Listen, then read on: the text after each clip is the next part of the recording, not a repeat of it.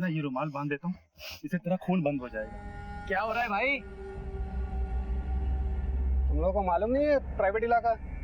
हाँ हाँ, वो मालूम है, ये प्राइवेट इलाका है। तो दरअसल हम लोग महालक्ष्मी स्टेशन जा रहे थे। ओहो, तो अचानक इसके पैर में चोट लगी, तो थोड़ी देर बैठ गए थे। तो ऐसे कैसे रुक गए? हाँ, प्राइवेट एरिया ही है, बाप का बगीचा नहीं है। वहाँ पे मत समझा ना। ए क्या करेंगे? हाँ, तू इधर लड़की के साथ आया ना, टाइम पास भी किया ए, तो भाड़ा कौन देगा? हम लोग निकल रहे हैं, हम लोग निकल रहे हैं। विकास किधर छमिया किधर? निकाल के लीजिए इसको। अरे क्या कर रही हो? अरे बस विकास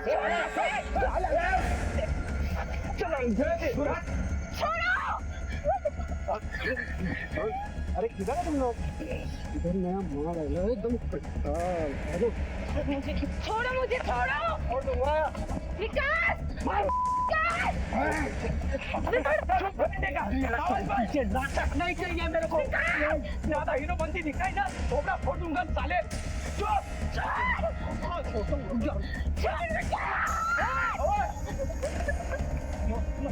तू बटे ले क्या? नहीं चाहिए। हाथ पकड़ी, हाथ पकड़ी।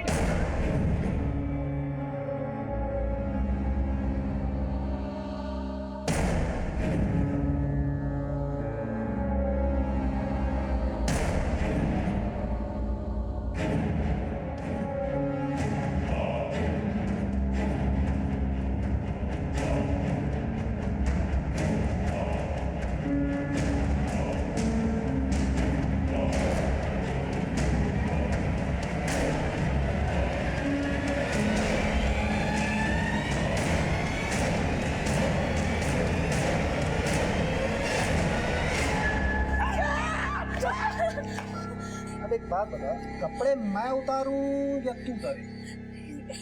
प्लीज मुझे जाने दो।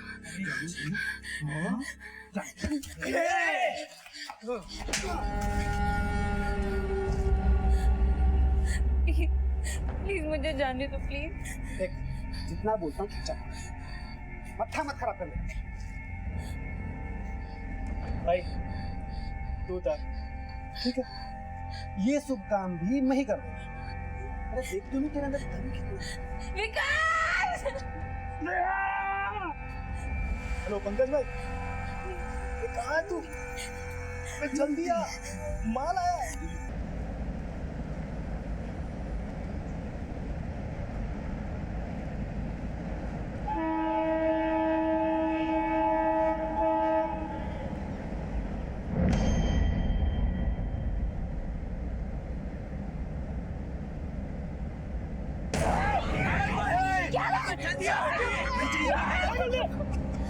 हाथ पकड़ी, इसके हाथ।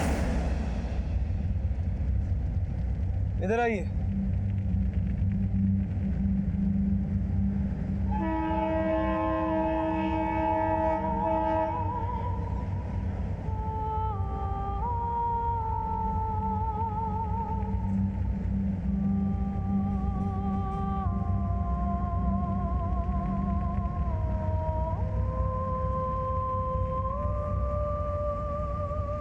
ये दुपट्टा आपका?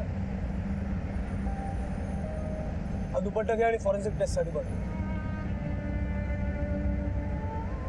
मोहिते, अगर ये दुपट्टा अभी तक यही है तो हो सकता है कि इस केस से जुड़े हुए कई सारे सबूत हमें यहाँ मिल सके। चारों तरफ अच्छे तरीके से छान मार। सर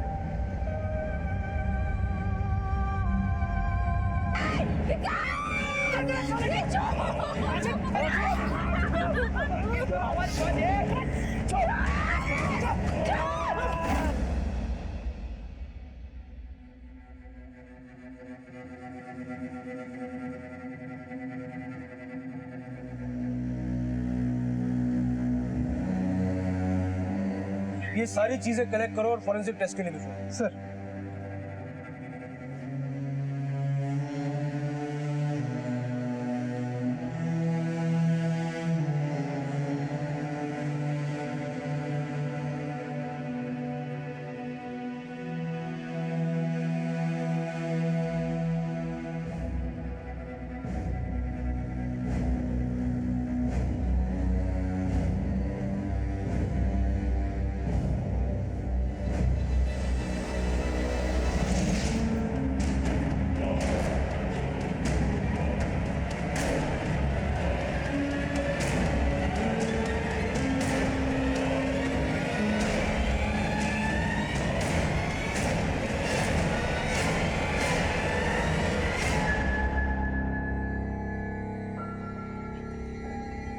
स्नेहा,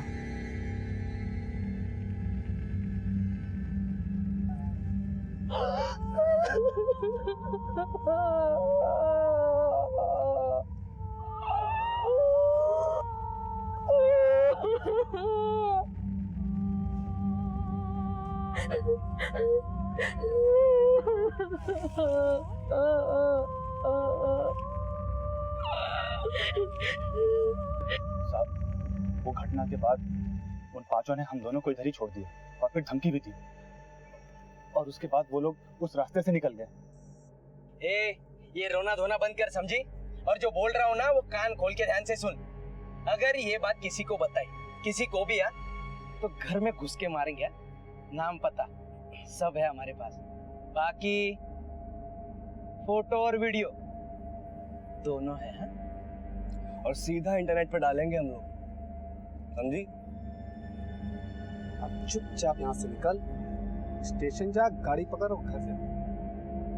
चलो वजीर भाई।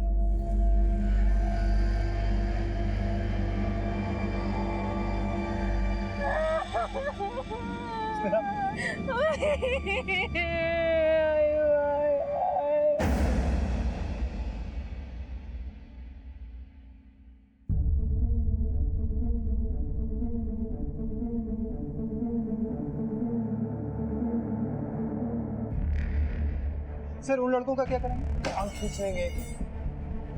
वो लड़के भक्ति मिल्स के आसपास के, अपने आदमियों को काम पे लगाओ। 22 तारीख को फोटो जर्नलिस्ट का केस भी आया था। हाँ सर। क्या कर रहे हो इधर? क्यों, क्या हुआ? वो केस क्राइम ब्रांच देख रही है। आई नो मोहिते, लेकिन एक ही जगह सिमिलर तरीका, सिमिलर वारदात।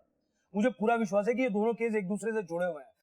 उन लड़कों में से एक भी हाथ में आ गया, जबान खींच के बाकी के नाम उगलवा लेंगे। क्राइम ब्रांच से भी इस केस की रिपोर्ट है। सर फोटो जर्नलिस्ट के मामले के बाद पुलिस और प्रशासन दोनों सतर्क हो गए। इस केस की निंदा करने के लिए लोग सड़कों पर उतर आए थे, इंसाफ के लिए आवाजें उठने लगी। पुलिस पर लगातार दबाव बढ़ रहा था। एक ही जगह पर एक जैसे दो जघन्य अपराधों ने सबको सख्ते में डाल दिया। पुलिस के लिए इन दोनों केसेस को सुलझाना एक बड़ी चुनौती थी, जहां शायद अपराधी एक ही थे, लेकिन पुलिस बड़ी मुस्तैदी से इस केस को हल करने के लिए दिन रात जुटी हुई थी। पर इतना तो तय था कि पुलिस का पाला शातिर मुजरिमों से पड़ा।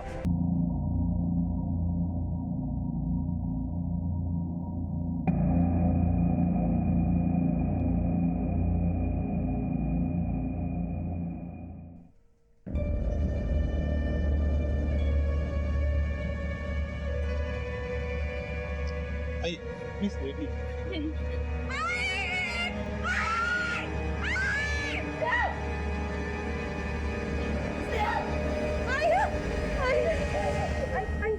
इस आदमी को बोल रहा था जाने को आए। मैं डॉक्टर तेरे यहाँ लेडी डॉक्टर नहीं है? जी बुलाइए।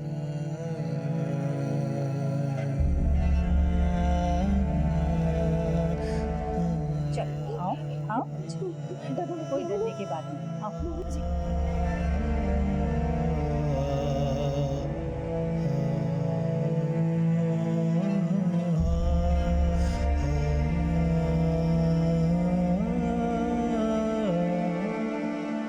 देखिए, इंसिडेंट को 1 महीना हो चुका है। शरीर पे इंजुरीज है, पर शारीरिक इंजुरी से ज्यादा मन को, I mean दिमाग को चोट लगी है।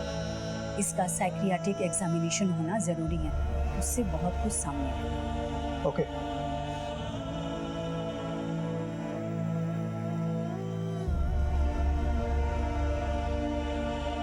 वो लोग जब मैं आंख बंद करती हूँ ना, तो सब मेरे आंखों के सामने हाथ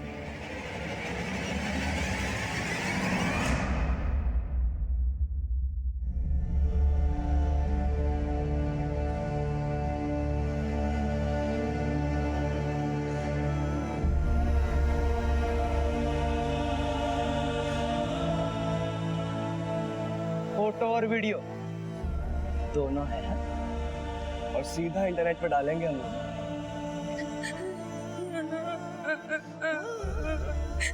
किसी अबला औरत की अस्मिता पर हमला करना हत्या से भी जघन्य अपराध है। ऐसी घटनाओं में मेडिकल एग्जामिनेशन घटना के 24 घंटों के अंदर हो जाना चाहिए, लेकिन स्नेहा के केस में ऐसा नहीं हुआ, जिसकी वजह से मेडिकल रिपोर्ट में गैंगरेप को साबित करने के कोई भी पुख्ता सबूत मौजूद नहीं थे।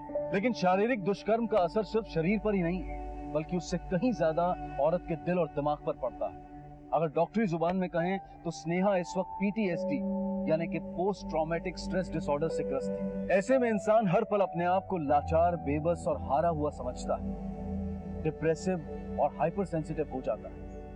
साइकियाट्रिस्ट की टीम ने अपनी रिपोर्ट क्राइम ब्रांच को सौंप दी थी और क्राइम ब्रांच ने पूरी जिम्मेदारी के साथ इस मामले की बागडोर संभाल ली थी।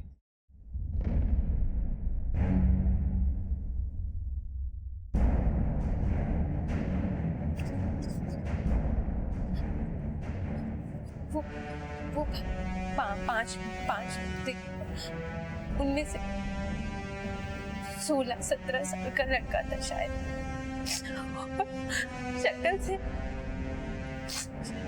शक्ल से वो सब ना गुड्डे थे। और उसके बाद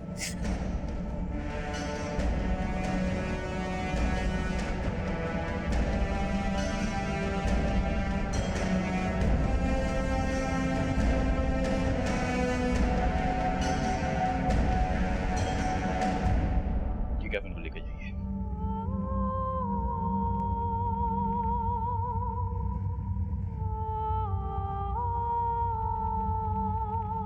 भक्ति मिल के पास में डिस्क्रिप्शन से मैच करते हुए जितने भी लड़के हैं सब बोलो। पीड़ित लड़की सिर्फ एक लड़के का स्केच बनवा पाई थी। पुलिस ने भक्ति मिल्स के 2 किलोमीटर के दायरे में तकरीबन 150 लड़कों को टटोला और उनकी दिन रात की कोशिश से उन्हें आखिर कामयाबी मिल ही गई।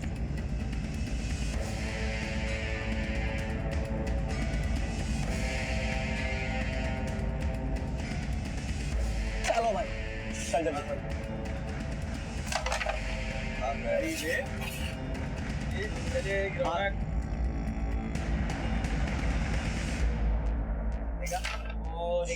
भाई भाई भाई एक कुछ काम है मुझे, कुछ काम याद आया अभी। आ जाऊंगा, दोबारा आ जाऊंगा।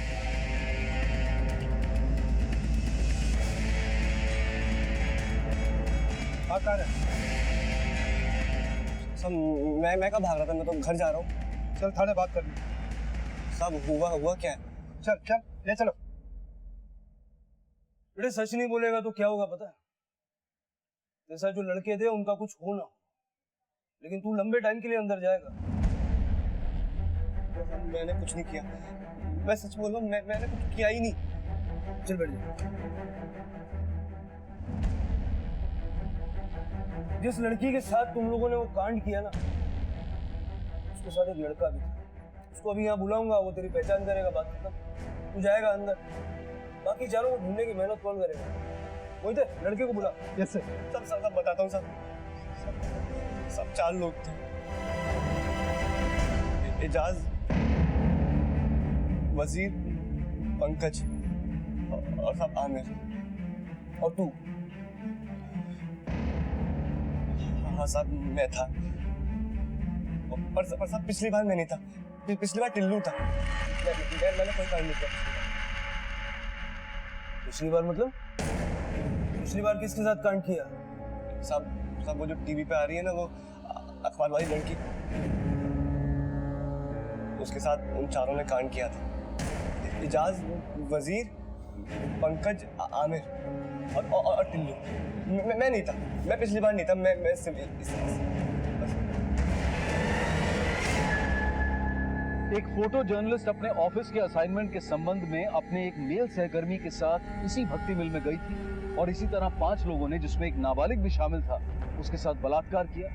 बाद में इस केस को लेकर मीडिया और लोगों में जबरदस्त जन आक्रोश हुआ और इस केस को सेनापति बापट मार्ग पुलिस से लेकर क्राइम ब्रांच को सौंप दिया गया। उस घटना में क्राइम ब्रांच के हाथ अब तक कोई आरोपी नहीं लगा था। दोनों केसेस में फर्क सिर्फ इतना ही है कि स्नेहा शहर छोड़कर बिलासपुर चली गई और उसका केस 1 महीने के बाद दायर हुआ, जबकि फोटो जर्नलिस्ट के मामले में घटना के अगले दिन से ही पुलिस हरकत में आ गई। पुलिस के हाथ अब आरोपी सनी लगा तो एक बेहद जटिल और संगीन सीरियल क्राइम की गुत्थी खुलने वाली थी। कल फोटो जर्नलिस्ट केस में इन्वॉल्व हमने एक लड़के को उठाया, जिसका नाम है टिल्लू। इसने वो सारे नाम बताए जो आपने बताए थे, वजीर, एजाज, आमिर, अलबत्ता उसने एक नया नाम बताया, पंकज। और ये पंकज जो है उस गैंग रेप में इन्वॉल्व है। जफर साहब, मुझे लगता है कि उस मिल में कोई रैकेट है। You are absolutely correct. ये एक रैकेट ही है। ये कमीने वहां घात लगा के बैठते हैं और आने जाने वाली लड़कियों का शिकार करते हैं। सर, पूरा मीडिया और पब्लिक पुलिस के पीछे हाथ धो के पड़ी है सर। शरद, वो तुम देखते जाओ इन कमीनों के साथ हम क्या करते हैं।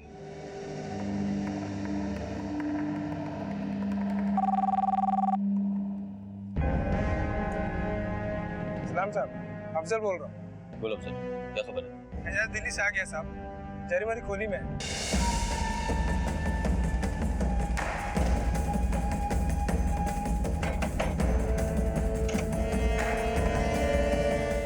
तेरा नाम एजाज?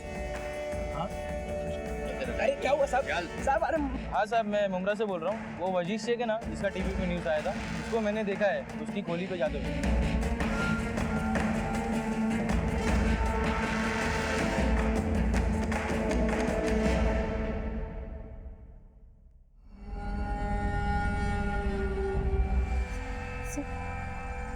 वो ऑरेंज टी शर्ट वाला लड़का और जिसने ब्लैक पैंट ग्रे शर्ट पहनी है, वो वाला लड़का।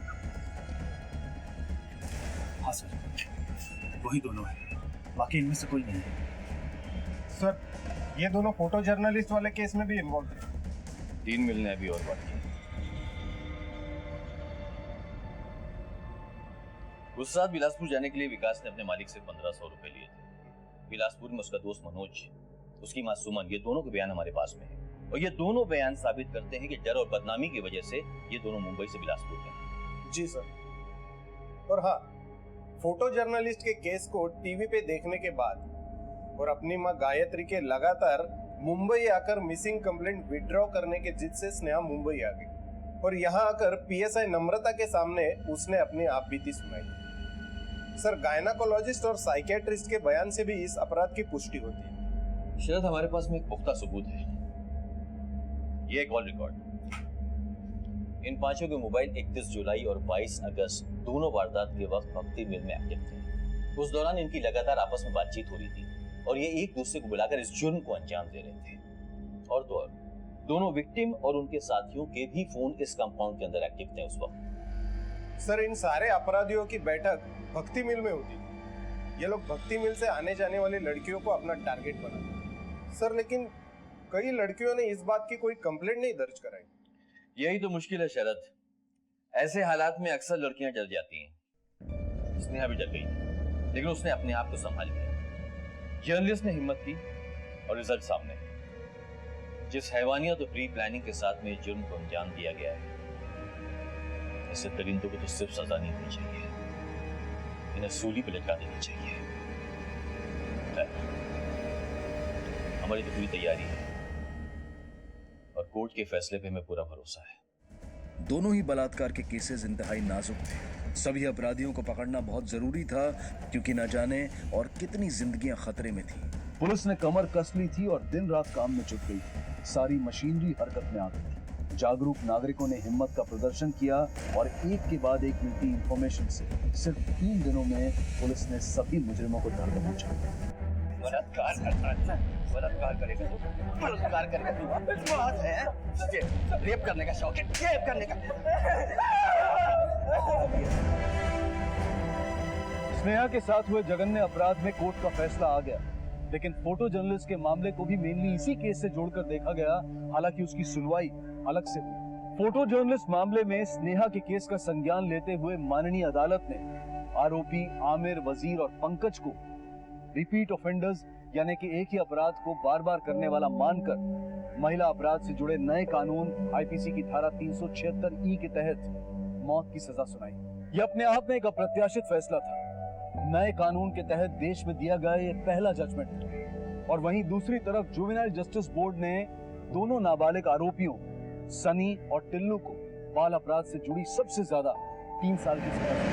इस केस से जुड़े सभी अपराधी 5 दिनों के अंदर पकड़े गए और केस की चार्जशीट अपराध के 57 दिनों के अंदर कोर्ट में फाइल कर दी गई। इस केस में समाज की भूमिका भी काफी सराहनीय रही। यहाँ पुलिस को खबर उनके खबरियों से ज्यादा पब्लिक से मिली और स्नेहा जोशी और फोटो जर्नलिस्ट के अदम्य साहस को भी क्राइम पेट्रोल सलाम करता है। इसी विचार के साथ अब मैं अनूप सोनी आपसे विदा लेता हूँ। फिर मुलाकात होगी अगले एपिसोड में एक और चौंका देने वाले केस के साथ। तब तक अपना और अपने परिवार का ख्याल रखें और देखते रहें क्राइम पेट्रोल सिटी क्राइम्स। सबक एक को, सीख हम सबको। जय Hind. Crime petrol city crimes के आज के एपिसोड में आप सबका स्वागत है। ऊंची ऊंची इमारतों से सजा ये शहर मुंबई दुनिया की सबसे ज्यादा आबादी वाले शहरों में इसका शुमार होता है। पर न जाने क्यों ये शहर महिलाओं के लिए हमेशा से बेहद सुरक्षित माना जाता रहा है, लेकिन कुछ हादसे हमारे भरोसे की बुनियाद हिला देते हैं। मुझे हाथ मत लगाओ, पीछे मत आना मेरे। मेरी बात तो सुनना।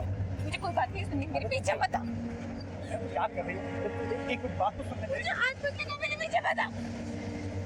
मेरी बात तो सुन ले पहले। मुझे कोई बात नहीं सुननी। पीछे मेरे को हाथ मत लगाओ। जिंदगी से बेतहाशा धड़के इन शहरों में आंखों के सामने से गुजरते दृश्य और अनजाने में सुने गए अल्फाज अपने अंदर न जाने क्या क्या रहस्य छिपाए रहते हैं। पर सच तो यह है कि बहुत कुछ होता रहता है इन भागते दौड़ते शहरों में, लेकिन पता तब चलता है जब घटनाएं अखबार की सुर्खियां बनकर आंखों में चुभने लगती। साल 2014 में मुंबई शहर में घटी चंद घटनाओं ने न सिर्फ मुंबई की बल्कि पूरे देश की नींद उड़ा दी थी। ये एक ऐसा हादसा था जिसने मुंबई की सेफ इमेज पर सवालिया निशान लगा दिया था। एक तरफ पैसा, पावर और आमची मुंबई पर गर्व करने वालों को शर्मिंदा किया था, तो वहीं दूसरी तरफ इंसानियत को भी कलंकित कर दिया था।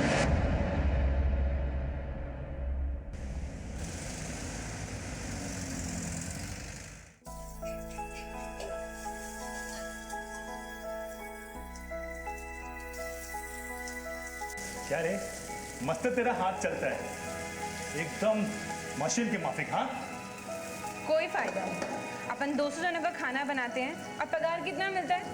सिर्फ 5,000 रुपए। सुनना, अरे तेरा कितना काम बाकी है, थोड़ा जल्दी करना इसको, फिर अपन साथ में लंच करेंगे ना। पीछे हटना, तेरे को पता है ना कि मेरे को पसंद नहीं है और मेरे पैर पे भी चोट लगी हुई है। ये विकास, क्या चल रहा है? तू अपना आशिकी ना बाहर जाके करने का, कितना काम पड़ा हुआ है, ग्राहक आकर बाहर बैठा हुआ है। हाँ।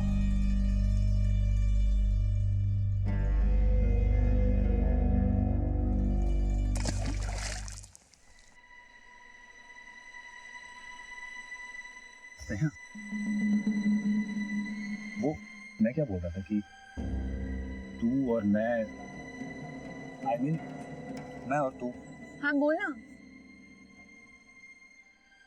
अपन के दिल में कुछ है तेरे लिए। हाँ तो फिर मेरे को क्या बोल रहे हैं? मेरी आई को बोलना। क्या?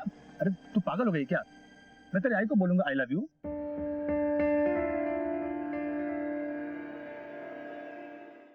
क्या? तेरे को बोला ना ये सब नहीं। क्या तू भी स्नेहा, अरे बचपन से जानते हैं ना मेरे को, भरोसा नहीं मेरे पे? भरोसा है, लेकिन शादी से पहले कुछ नहीं। पहले तुम दोनों सेटल हो जाओ, फिर शादी।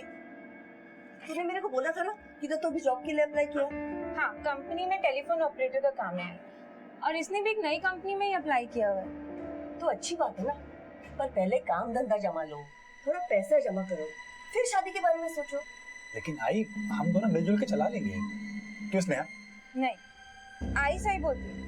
पहले हम लोग सेटल होंगे, थोड़ा पैसा वैसा जमा करेंगे और फिर शादी करेंगे। ठीक, मेरे तो माँ बाप है नहीं, आई जैसा बोलेगी वैसा ही कर।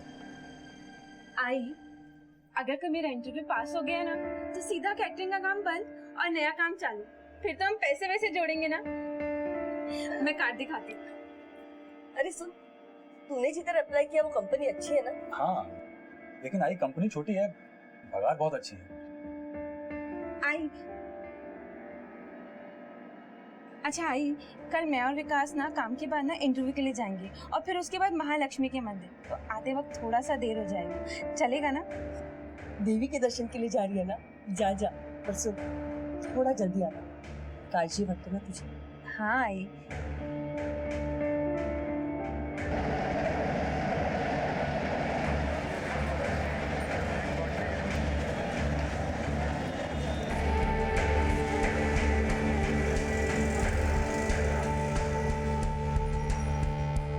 इंटरव्यू तो बहुत अच्छा हुआ है, बस ये नौकरी मिल जाए, इसलिए जाते जाते ना महालक्ष्मी के मंदिर जाएंगे और फिर तुरंत घर। आई ने बोला है जल्दी आ। हाँ पता है मुझे आई ने क्या बोला है। आई ने तेरे को बोला जल्दी घर जाने का, है ना? अरे 7वीं बार बोल रही है तू। आई को फिक्र होती है इसलिए बोल रही हूँ। मालूम है तेरे आई को फिक्र होती है। स्नेहा, मुझे लग रहा है ना सिटी स्कूल के पुराने। तेरे को बोला था देख के चलने का।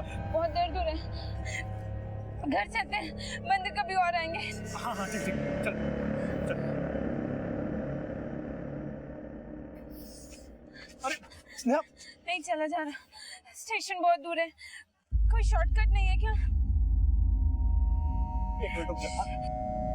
भाई साहब ओ, ये कोई शॉर्टकट है क्या? हाँ यही मिल भट्टी जाता है, जो मैं भी वहीं जा रहा हूँ।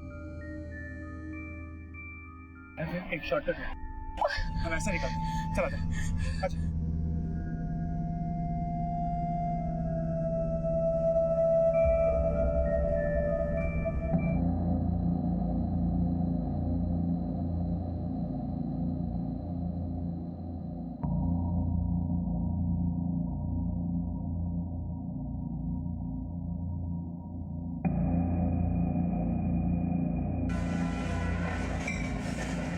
बहुत दर्द हो रही है, चला भी नहीं जाए। हाँ यहाँ पे थोड़ी देर बैठते हैं, फिर उसके बाद निकल जाए। अच्छा इधर बैठ जाए। बहुत दर्द हो रहा है। बस पास में स्टेशन, थोड़ी देर यहाँ बैठते उसके बाद निकलेंगे।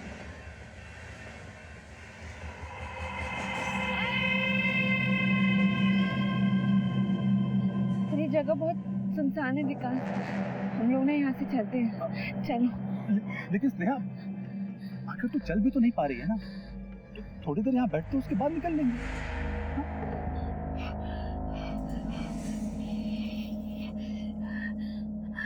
बहुत दर्द हो रहा है।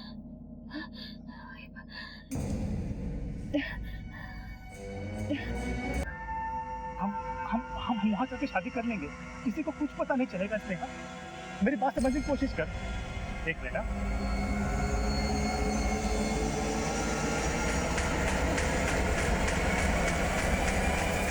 हेलो, हाँ माधव भाई, माधव भाई वो मुझे कुछ पैसे की जरूरत है, वो मुझे गांव जाना है क्योंकि बाबा बीमार है। ठीक है, ओके। मेरी माधव भाई से बात हुई है, वो घाटकोपर स्टेशन आ रहे हैं पैसे देने के लिए, और फिर वहां से हम लोग बीटी निकल जाएंगे और बिलासपुर की कोई भी गाड़ी पकड़ लेंगे। वहां मेरा दोस्त रहता है, हम चल के वहां पे शादी कर लेंगे। स्नेहा मैं सब, हाँ ऐसा कुछ नहीं होगा, मैं सब संभाल लूंगा।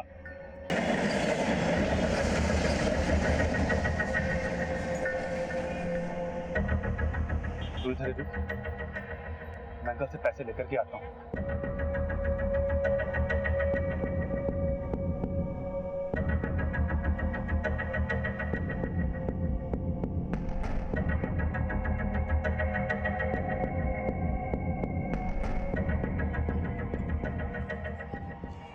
अंकल ने कुछ पैसे दिए, मैं तेरे लिए कपड़े लेकर के आता हूँ।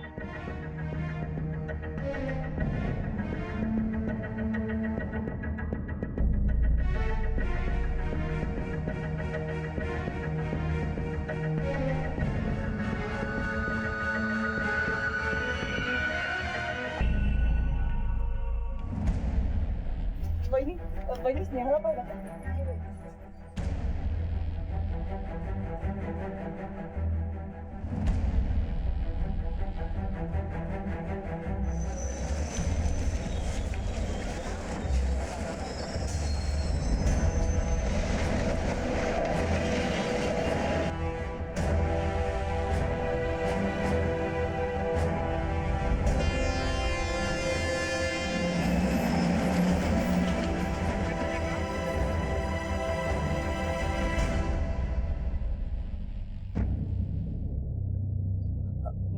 हेलो हेलो मैडम, मैं स्नेहा जोशी की माँ बात कर रही हूँ। वो कल आपके यहाँ पे इंटरव्यू के लिए आई थी ना? सॉरी मैडम, वो इंटरव्यू के बाद किधर गई मुझे नहीं पता।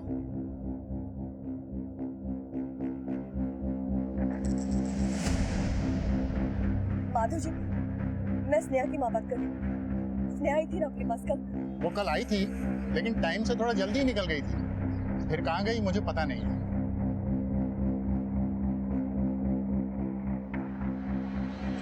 शायद कल रात से मेरी बेटी घर नहीं आई।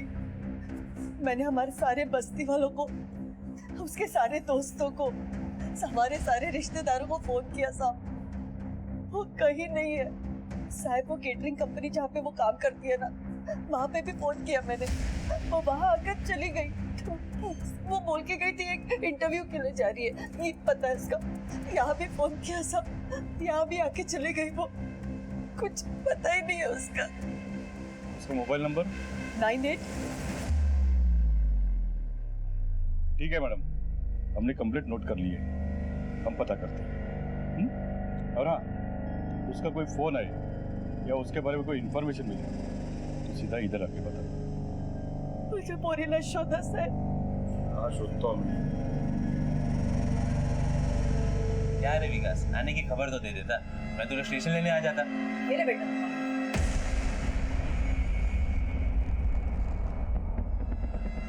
और चाहिए? नहीं,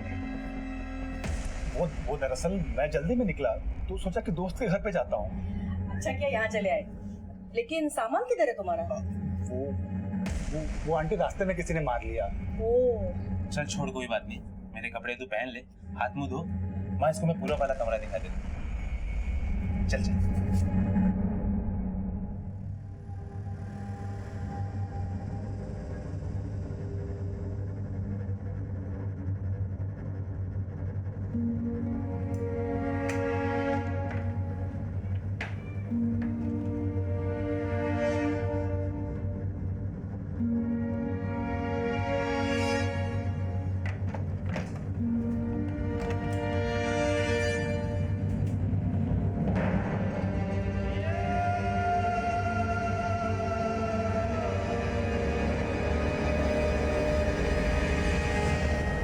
हाँ मैडम, मैं स्नेहा